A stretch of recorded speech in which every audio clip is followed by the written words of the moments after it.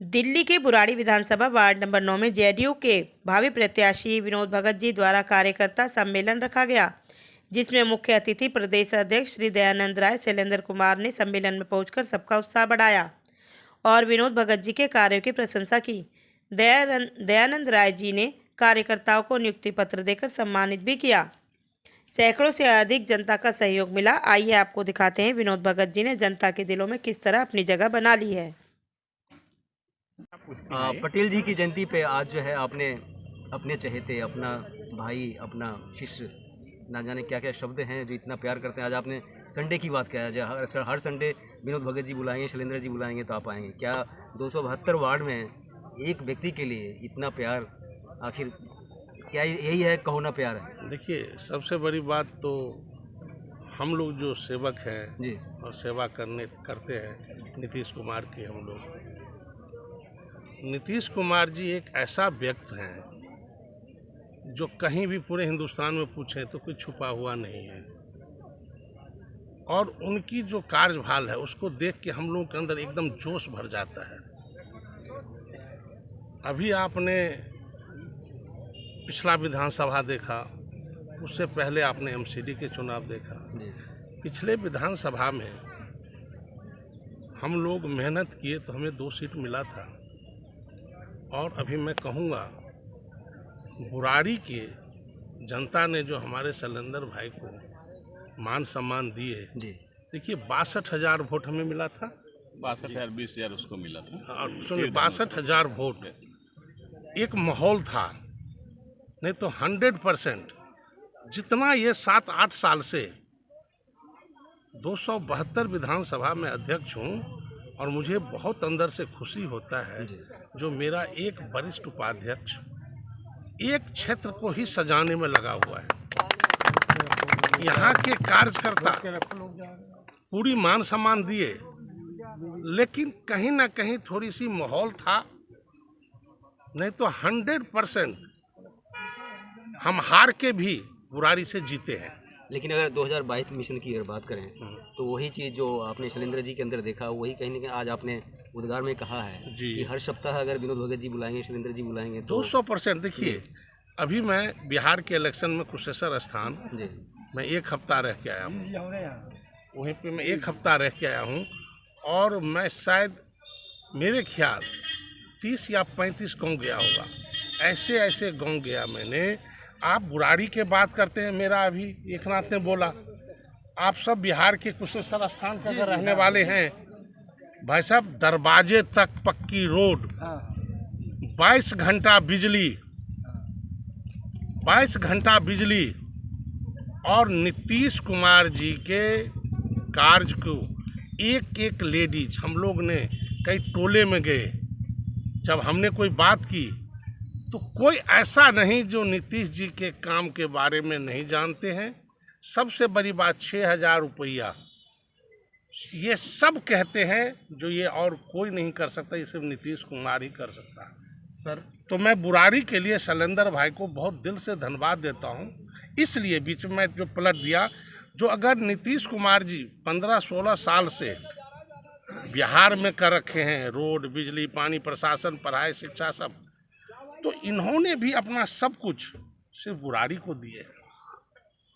हम इनको party office भी बुलाते हैं ना, तो ये कहते हैं भैया मैं अपने घर में बैठा हूँ, यहाँ देखने दो।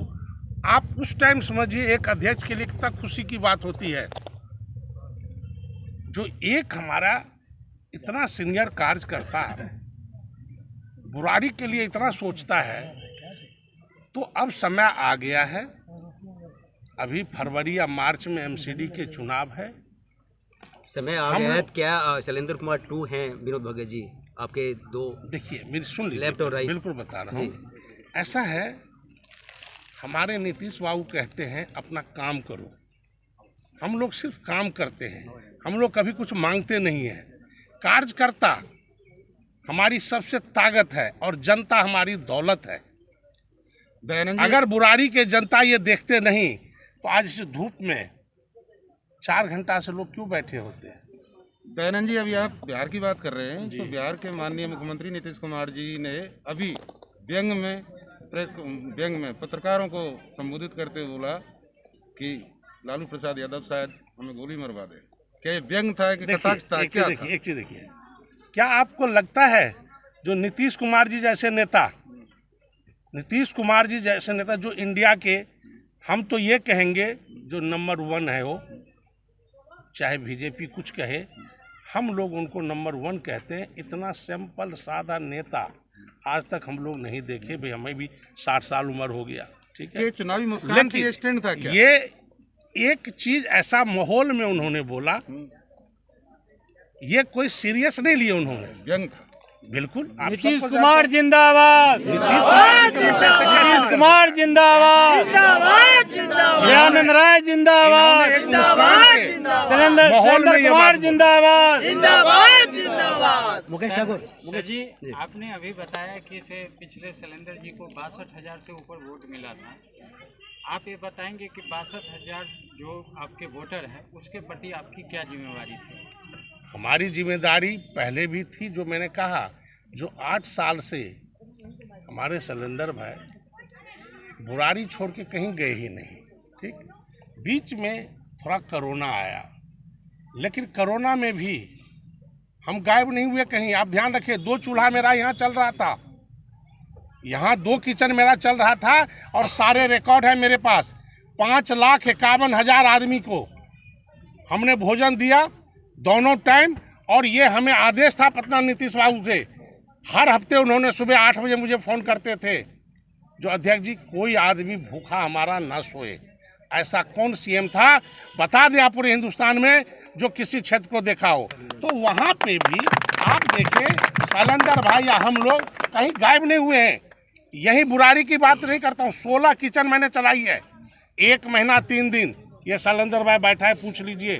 5,11,000 आदमी को हमने राशन, उसके बाद 13,000 पैकेट सूखा राशन हम लोगों ने बांटा है, और बुरारी में हर जगह पहुंचा है।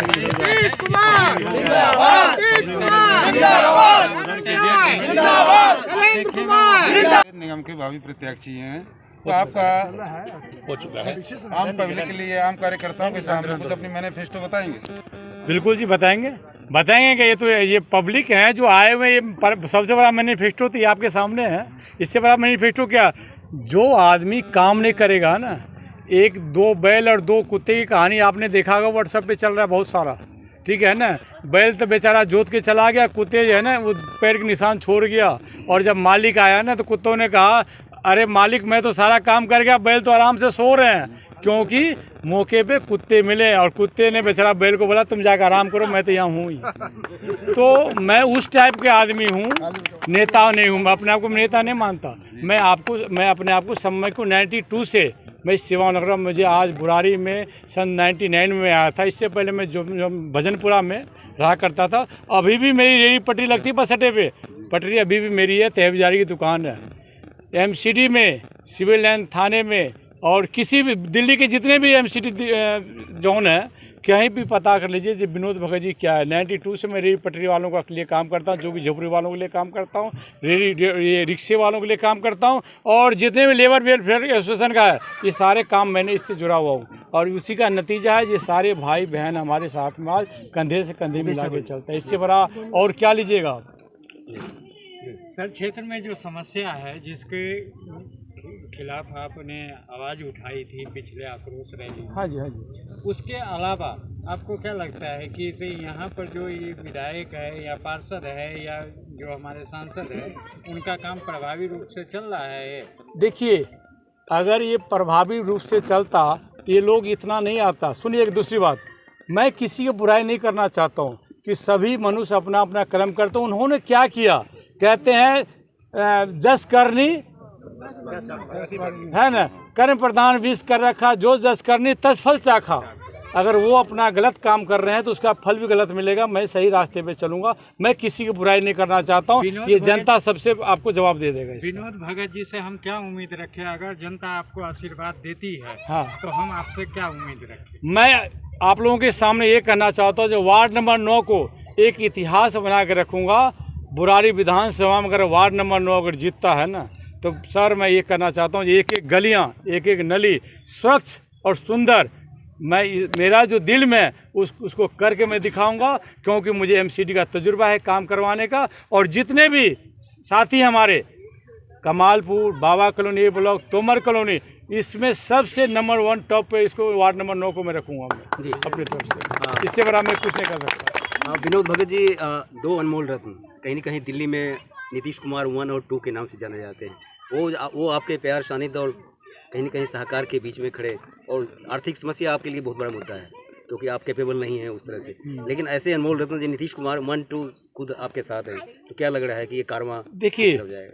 हमारे बड़े भैया दयानंद राय जी अध्यक्ष और हमारे उपाध्यक्ष शैलेंद्र भैया जी जब कहते हैं भगवान राम और कृष्ण जब साथ हो ना, तो उसको कोई भी दुनिया के जितने भी राक्षस हो जाए उसका कोई बाल बांका नहीं कर सकता। ये मैं कह सकता हूँ। ये हमारे राम है और ये कृष्ण है, ये हमारे दोनों, ये हमारे लिए जो भी इसको समझ लीजिए। और ये दोनों साथ है तो मैं इस सीट को विजय बना कर रहूँगा, ये मेरी गारंटी है। और आप लोगों के दया दृष्टि से इन सब के विजय भगत जी, विनोद भगत जी, सॉरी विनोद भगत जी, अभी आपने बोला था कि हम किसी पार्टी की बुराई नहीं करते, लेकिन एक अच्छे लोकतंत्र में, एक सच्चे लोकतंत्र में एक सशक्त विरोधी दल का होना बहुत जरूरी है, जो पार्टी की खामियों को जनता के सामने उजागर कर सके। हाँ बोलिए, इस संबंध में आप क्या कहोगे? देखिए, विधायक जी के बारे में तो सबको पता है, जितने सरकारी जमीन ने सारा बेच के खा गया, जितना भी है, जितने भी, देखिए थाने का जितना ये झोर है कमालपुर में जाके देखिए, ये कितना बड़ा झोर हुआ करता था पता है? इसके अंदर में अगर 5200 आदमी को अगर नहाने के लिए जाए ना, वो भी जगह कम पड़ जाता। लेकिन आज सारे झोर को बेच करके इन्होंने, सारे बिल्डरों से पैसा लेकर के इन्होंने बिहार में 3 प्राइवेट स्कूल खोला है, कई 100 करोड़ रुपए लगा करके। अगर इसके साथ पूछते भी बैठ के खाएंगे तभी पैसा खत्म नहीं होगा। सारे सरकारी ज़मीन जितने भी आज के डेट में कॉलोनियाँ करती है, सारा एटीएम के मार्फत से इनको पैसा जाता है, और सब 2 नंबर के पैसे सारे बिहार में शिफ्ट कर रही है। और विधायक निगम पार्षद को तो क्या कहें,